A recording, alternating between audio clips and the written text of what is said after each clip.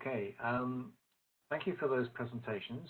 We will now move into the Q&A session. So this question came through first. Sorry, this one here came through first for Rolf. So does the full scope environmental assessment include ventilation systems? If yes, is there a specific product category rules that is recommended? The explanation here is that they are documents that provide rules, requirements, and guidelines for developing an EPD.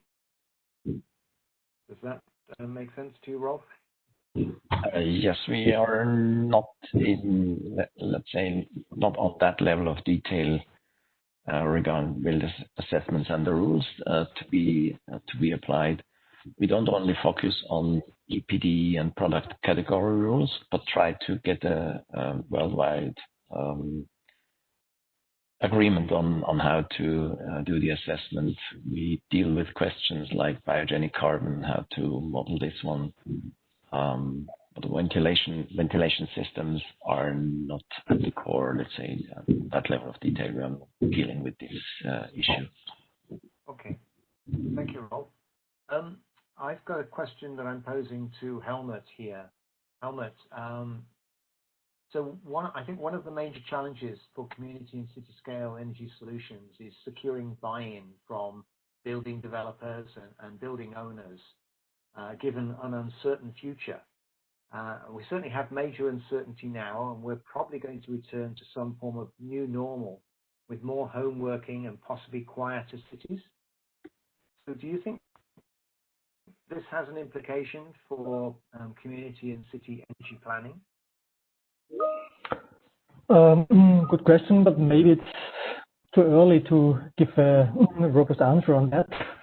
But what we see is in the last half year that, for instance, the quality of public spaces, which is also influenced by urban planning, will have a higher priority, and the change of mobility, the share of public spaces used for mobility issues might have a change in future, which means less space for traffic, for cars, something like that. Regarding the buildings and the requirements for buildings, I think it might happen. I think the question was quite nice to see the quality of the homes, the quiet surroundings, quiet communities might have a higher relevance. The question is, what can urban planning do for that? And maybe mixed structures, shared offices in communities, something like that. Local activity or aspects of creating communities might become more important. But for me, it's too early to give robust answers on that if it's really an implication in planning procedures. Yeah. Okay, thank you for that. Let's go to Karsten Voss. Again, this is a question from me, Karsten. I know that a lot of the houses that are entered into the competitions rely on industry for contributions of materials and components, which could lead to designs that are simply amalgamations of features that might not work well together. And I wondered whether, to what extent that's the case, and maybe if that's changed over time. Yes, you are fully right that the teams they need the industry to support their work. And absolutely right, there are some teams more using systems because they have sponsors for this, but this is not a general fact for all the houses analyzed. So we see that in some cases, but it's not a general aspect. And in future, what we think is that it can be considered that there is some kind of, for example, in Europe, some kind of funding from the European Commission to the teams so that they get more independent in their solutions. That's one thing to consider. Yeah, okay.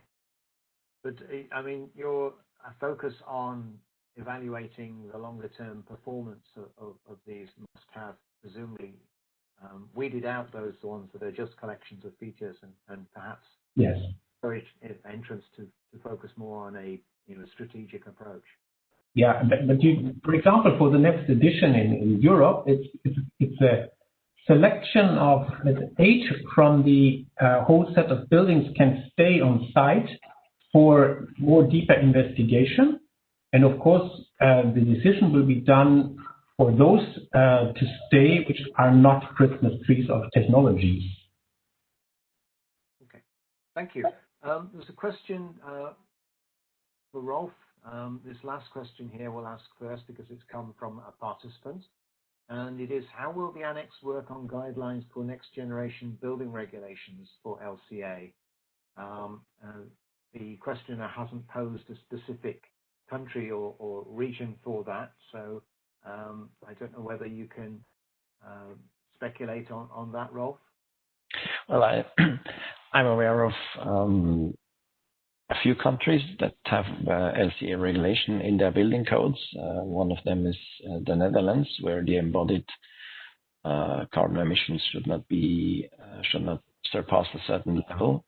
And similarly, in Finland, they move towards net zero buildings, where they have their LCA kind of guidelines for the LCA, how this shall be performed to comply with the law.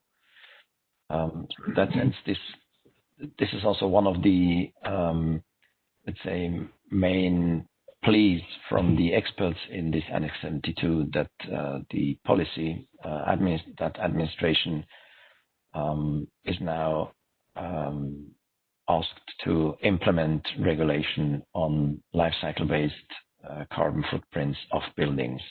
And in that, the second question to me is kind of answered indirectly. If the regulation is on carbon footprints of buildings, you have the supply chains immediately on board. So the construction material manufacturers, they have to strive for carbon-free or less carbon-burdened products to offer to the designers, that they then can comply with the new building codes. And may I add to the answer for the first question? We did an LCA of a Chinese high-rise building, which included building technologies. I guess it even includes ventilation as well. We performed the assessment, and it turned out that ventilation systems may have a significant share, not only on the operation part, but also in the construction or manufacturing part. A significant share on the overall carbon footprint of the building. Thank you.